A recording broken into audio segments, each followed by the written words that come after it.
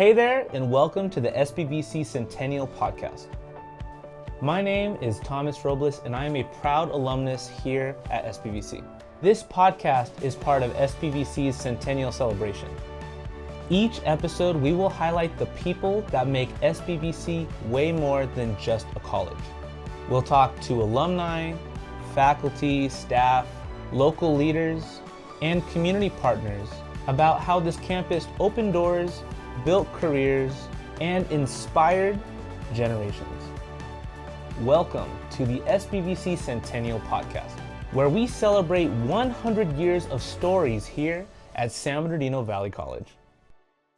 Hey there, everybody. My name is Thomas Robles, and welcome back to the SBVC Centennial Podcast. Today, I have the honor of sitting with our Vice President of Administrative Services, Keith Bacon. How are you, Keith? How is your day going? Good, Thomas. Thank you for asking. I'm very excited and honored to be here, and really the pleasure is all mine to have an opportunity to be a part of this amazing podcast that you're doing. I think it's incredible as we celebrate the centennial year here at Valley College. Oh, thank you so much, Keith. I'll take that back. The honor is ours. It's so good to have you. So, if I may, you mentioned to me previously you have a history here in the community.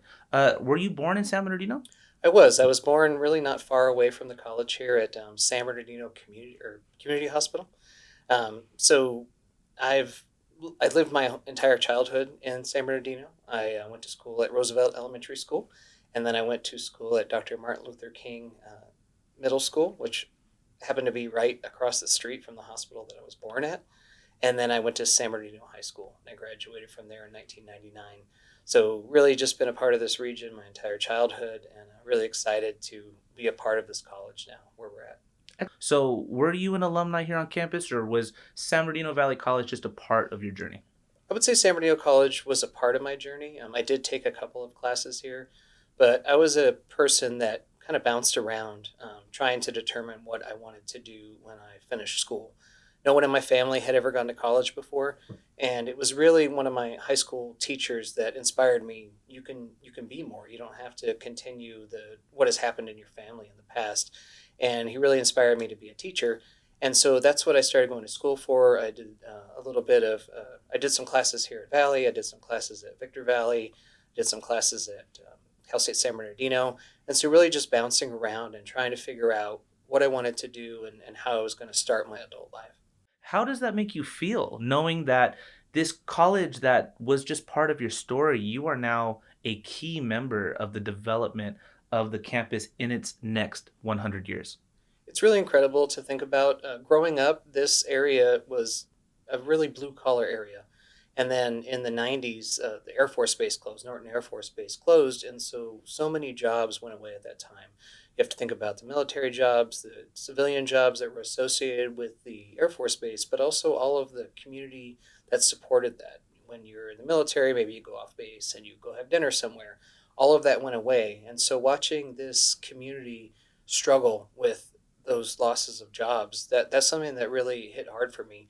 And so being able to be back here at San Bernardino Community College, and I like to say we're a community college, not a community college, we're a community college. And everybody in this area knows about San Bernardino Community College. And so as new buildings come online, people get to drive by and see, oh, wow, San Bernardino Valley College is doing something. They're really working to expand their role in the community. And the building that came online most recently, the Applied Technology Building, really helps set students up with jobs. Learning trades, learning how to get into careers that are in very high demand and are going to continue to be in high demand as the older generations retire. And we had this whole generation where the focus was on four-year college, go get this degree, as opposed to learn a trade, learn how to be a plumber, learn how to be an electrician or a welder, all of these things that now we're teaching these students to do. And it really inspires me to see, in the midst of the challenges that this region faces because of the loss of jobs over the years, that these students are really getting this amazing opportunity to come to school, learn a trade or get an associate's degree for transfer potentially, and go off into the workplace with a good paying job where they're able to support their family, they're able to build off of that without being in debt, which comes from being in higher education. If you go to a 4-year, you go to private school, There's a lot of private schools that offer a lot of the programs that we offer much more costly for those students, and then they end up in debt. And we help to not be in debt, and we work closely with the unions in the area and really connect our students to jobs. And that's very exciting for me because I really see the college being part of the rebirth of this area and the growth of this area. And as employers look at places where they can to get future workers, San Bernardino Valley College is a part of that. And so on to the next 100 years of the college, I really see us being the beacon of hope. And we do say that come with a dream, leave with a future. That's real. That's extremely real. And for these students that potentially come from families where they are first generation college students, or they didn't know what they wanted to be, and now they can come here and experience all of the offerings that the college has, that's incredible. And if in the next 100 years we can kind of help rebuild this region, that would really be so exciting for me, and it would really make me feel as though I was part of making an impact, because all these building projects, there's a lot of work that goes into them. There's a lot of time spent on doing all these things to make sure these buildings are what we need them to be. And at the end of the day, seeing students walk through these buildings, the applied technology building is amazing. And if you've not been over there, I would encourage you. We do tours. I actually just came back from a conference where we spoke on the buildings.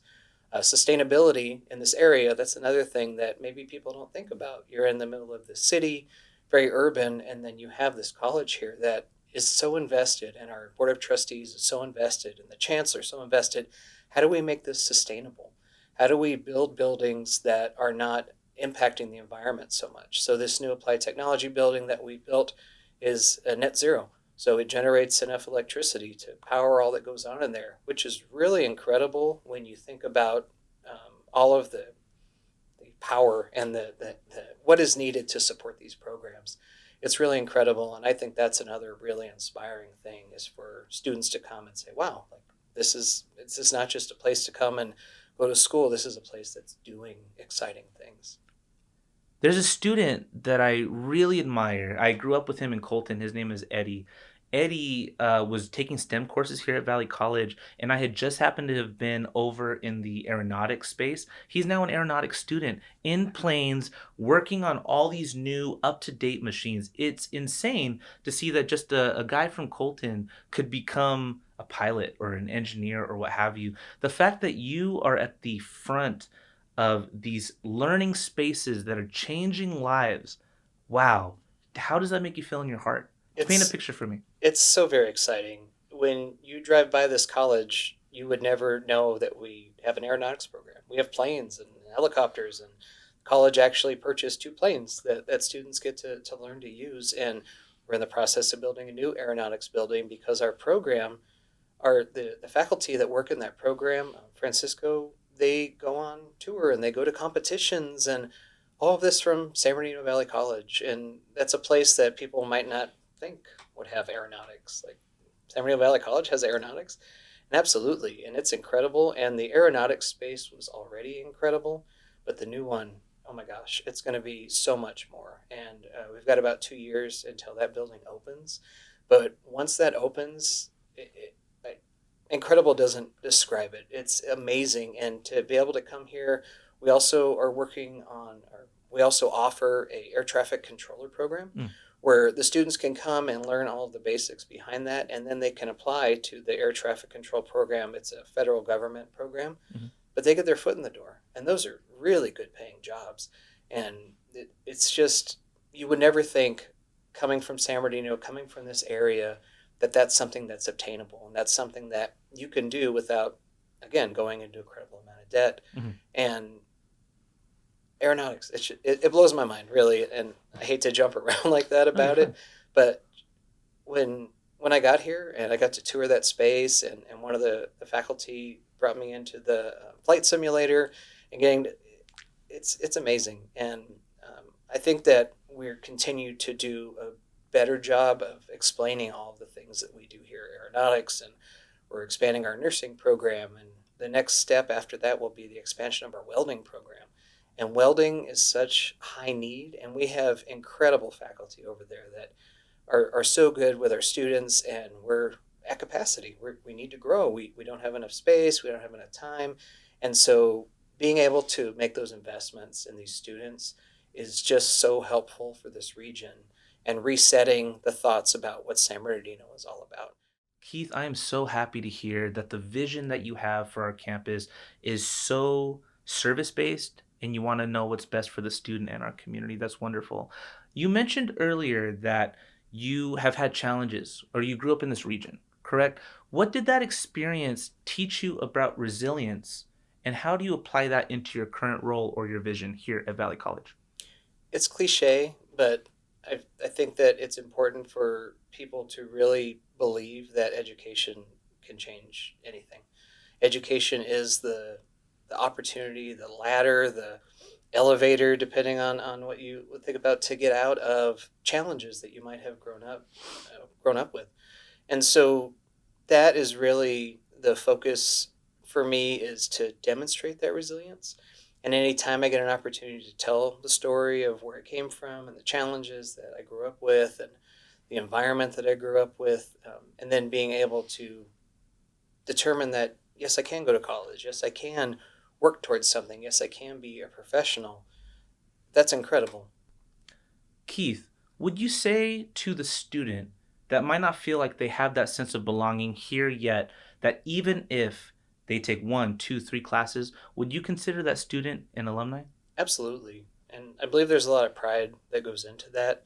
Even if San Bernardino Valley College is a small part of your journey, as it was for me, I would still consider myself, and I would hope that students consider themselves alumnus.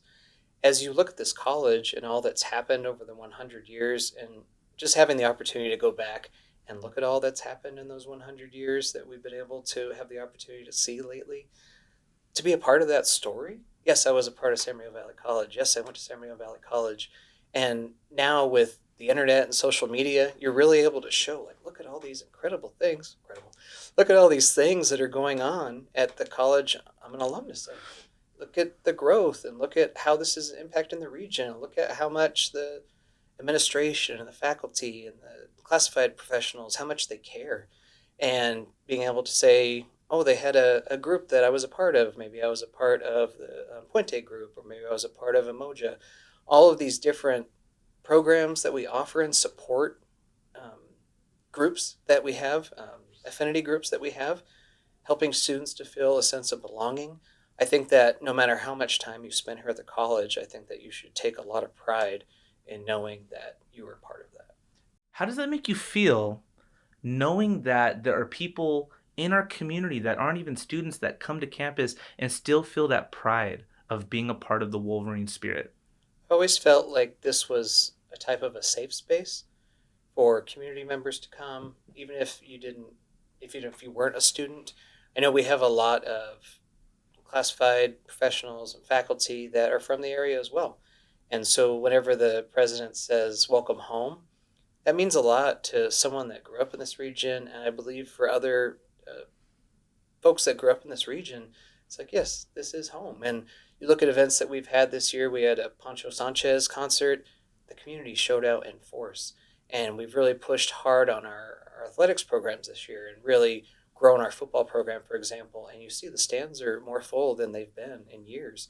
And so just having that sense of pride and sense of community, and as you look around the college and with the goal that the president has had to really just make the college colorful, to grow that sense of belonging, and lots of nice signage and banners and recognitions. When you come on the college as a community member, as a student, as an employee, you really feel a lot of pride just to be here and know that the investments that are being made in this college are beneficial to everyone. And we're always here to support them. We love the community here. Again, we're a community college. We're not just community college. The community is welcome here. We love having the community here. We host so many events here. We are so proud that this is a place where people want to come and be a part of this. And now with the centennial year, again, people didn't know that. They were not aware that this college had been here for 100 years. And even if they lived in the community and driven by several times, they come on campus and you see centennial logos everywhere. Oh my gosh, this place has been here for 100 years. It's such a nice feeling to be in a space where you do have such a persistent presence that the community is a part of, and the community knows it's a place that you can come and feel welcome and feel supported, and maybe we can get you to take a class too while you're here, because it doesn't cost very much, and you can learn valuable skills while you're here on campus. But not just learn valuable skills, we have a student services building going up. And so when you talk about higher education, it's not just about the academics, it's the, what I like to say is like the holistic development of the student. When you talk about this new student services building, what is that like to bring that kind of new breath of life to that holistic development of the student for our current student body?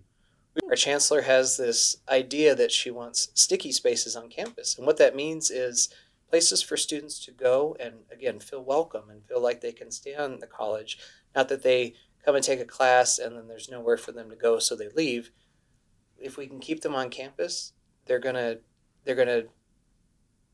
be successful. They're gonna go to additional classes, and all of the new buildings that we're designing, including the Applied Technology building that we've completed this last year, have spaces for students to gather and for students to rest.